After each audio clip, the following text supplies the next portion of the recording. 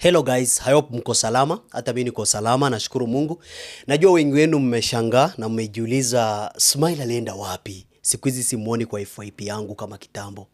Yeah, sure. Nilipotea kidogo kwa social media kwa sababu ya mambo kadhaa.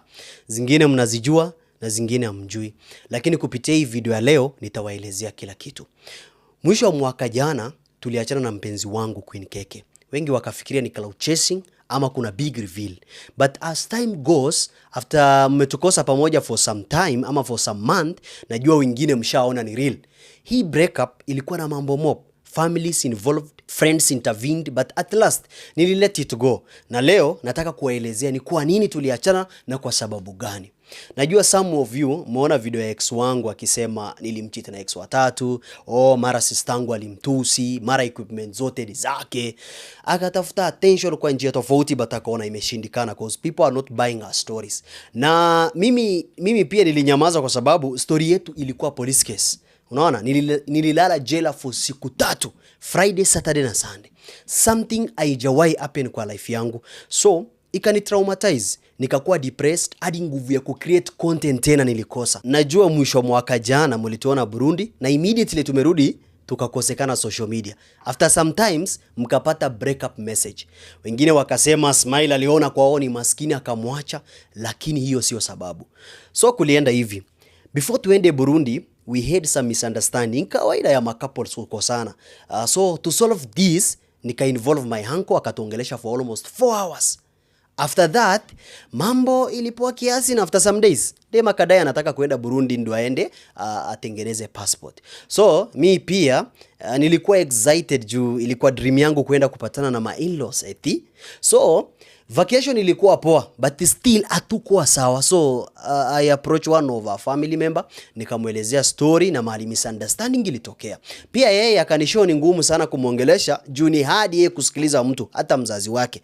Akidecide something ni hivyo, so akaniambia wewe jaribu kila namna uongee na yeye na msolve issues pole pole. After 2 weeks, tukaanza safari ya kurudi kutoka Burundi.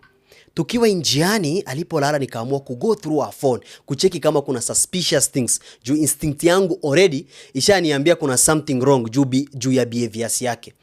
Kuna message alificha kwa WhatsApp group akicommunicate na jamaa fulani wa USA. Na huyo mtu walikuwa kibonga kitambo but saa hii conversation imekuwa hotter. Si kama before.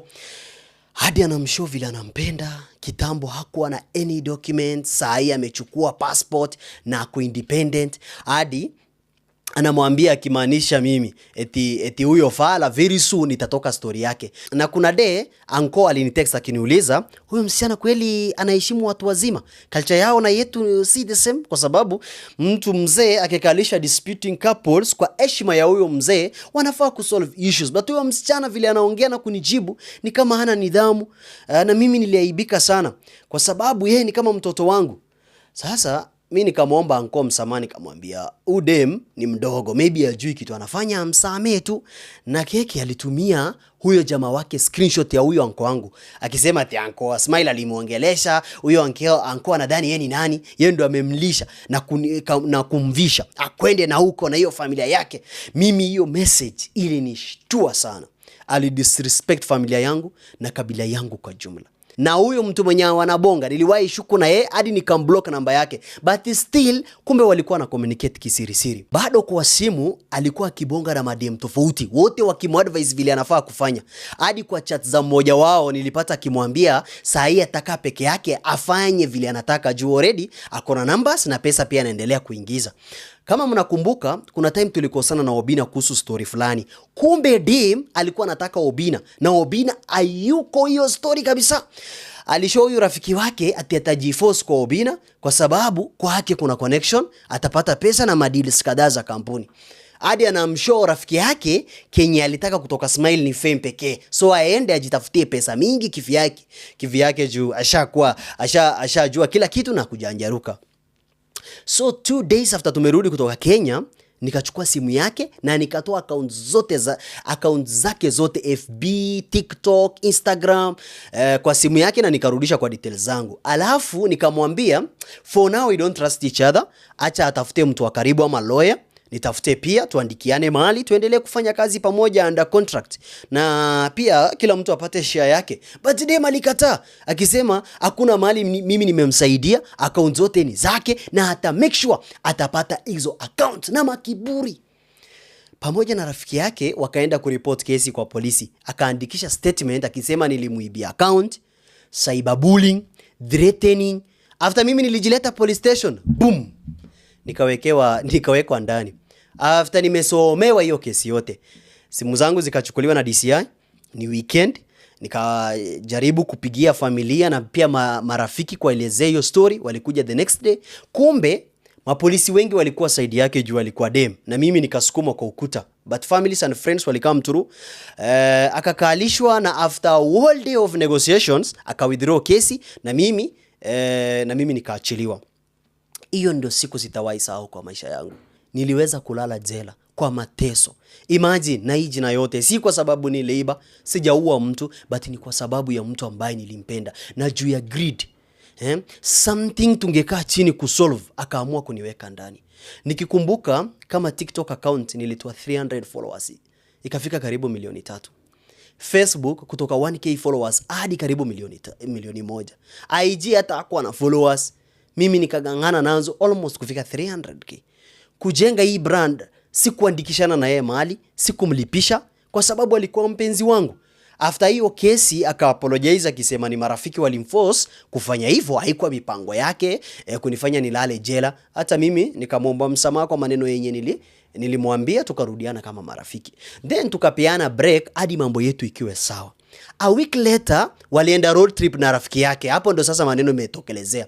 Vile tumeongea kwa simu aliniambia ni beshte yake amempeleka out huko Kitui. Mimi nikakubali kishungo upande, though instinct yangu inaniambia kuna something. Kumbe walipelekwa road trip na senator fulani, sitaki kumtaja juu ya security. Saa 5 ya usiku nikapata ameni video call. Kuchukua call, ako uchi ya mnyama, ametense.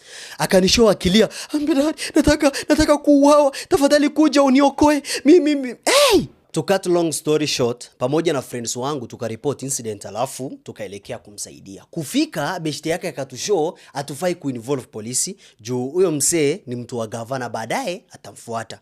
Nikakuwa confused. Later on saa 10 ya asubuhi sisi tulirudi nyumbani after maskari walitushow huyo mtu hakuna kitu tutamfanyia. Baadaye ndio tukajua kumbe mheshimiwa walienda kwake na yeye wakafanya something, na akamwambia angetaka mavijana wake 4 wamkule simu tu. Hapo ndo karuka na dirisha na kutoka mbio na kujificha kwa maua, ndo akanipigia simu. Mnakumbuka video fulani akiwa ameumwa mwili mzima akawaambia alianguka? Haikuwa hivyo. Mimi aliniambia niachane na hiyo kesi. Mheshimiwa amepatana na yeye akamlipia huba hiyo usiku na kumlipia rent ya miezi 3. So akasema tukanyange hiyo story juu mheshimiwa hataki kuharibiwa jina.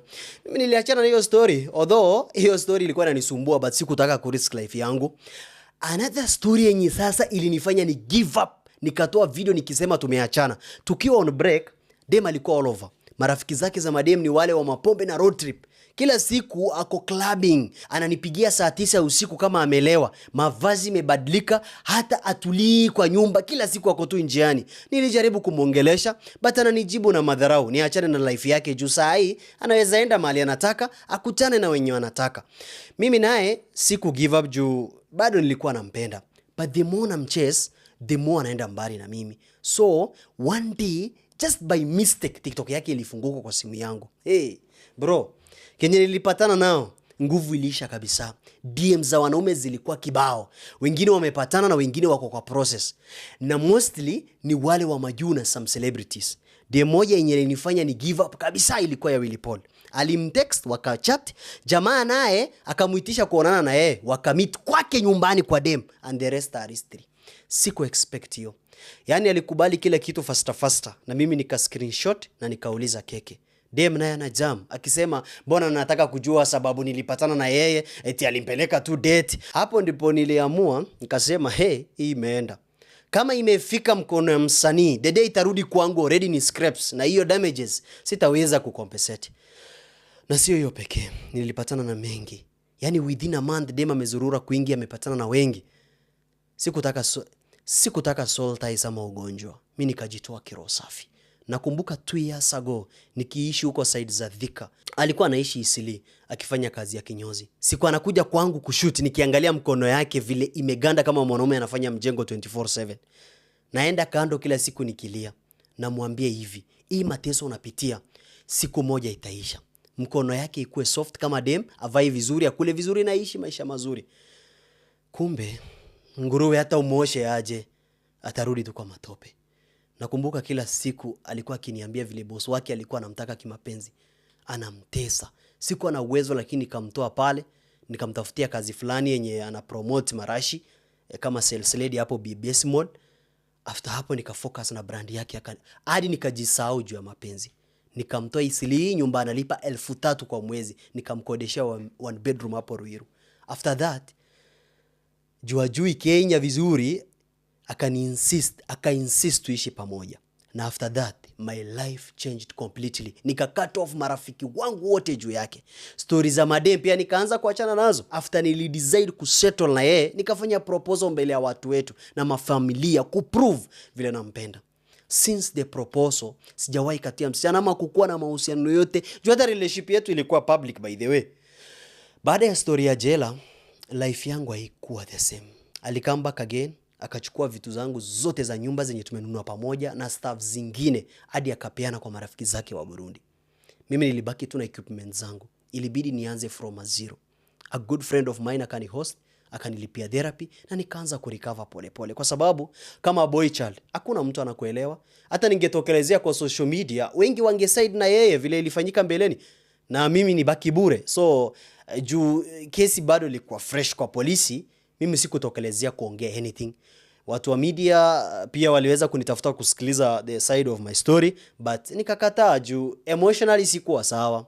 Within 5 months nilijikaza kurudi social media pole pole. Juu mimi ni first born, kuna watu kama 3 na wasomesha high school, na bado second born wetu nimempeleka campus huu mwaka. Nikajikakamua pole pole kama mwanaume, nikachukua savings, nikaongeza some equipments ndio nirudi fully kwa content creation hasa YouTube.